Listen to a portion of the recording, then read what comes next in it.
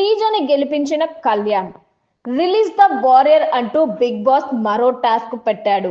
ఈ టాస్క్ లో ప్రతి టీం నుంచి ఇద్దరు ఆడాల్సి ఉంటుంది. ఈ టాస్క్ లో ఒక టీం తర్వాత ఇంకో టీం ఆడతారు. ప్రతి టీంలోనూ ఒక సభ్యుడు బందీ అయి ఉంటాడు. వారిని వేరే సభ్యుడు విడిపించాలని బిగ్ బాస్ రూల్స్ చెప్పాడు. ఈ టాస్క్ లో భరణి జైల్లో ఉండగా రాము తన కోసం ఆడాడు.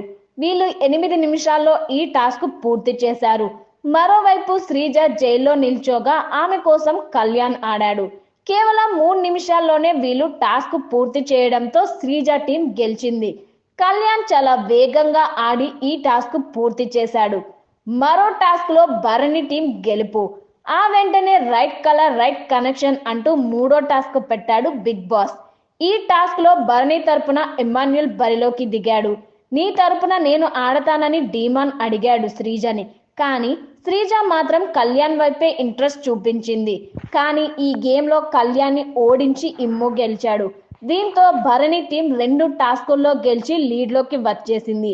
ఈ గేమ్ ఓడిపోయిన తర్వాత రీతుతో డీమాన్ మాట్లాడుతూ, నా బాధ ఏంటంటే టాలెంట్ స్కిల్ ఉన్నా గుర్తించకపోతే బాధగా ఉంటుంది అంటూ తనని ఆడించకపోవడంపై డీమాన్ మాట్లాడాడు. చాలా ఈజీ గేమ్ అయినా కళ్యాణ్ ఆడలేకపోయాడంటూ డీమాన్ అన్నాడు. ఈ విషయంలో డీమాన్ శ్రీజకి గొడవైంది. తరువాత శ్రీజకి కళ్యాణ్ సారీ చెప్పాడు. దీనికి సారీ ఏం చెప్పకు, గూబ పగిలిపోద్ది, అన్నీ మనమే గెలుస్తామా అంటూ శ్రీజ తిట్టింది.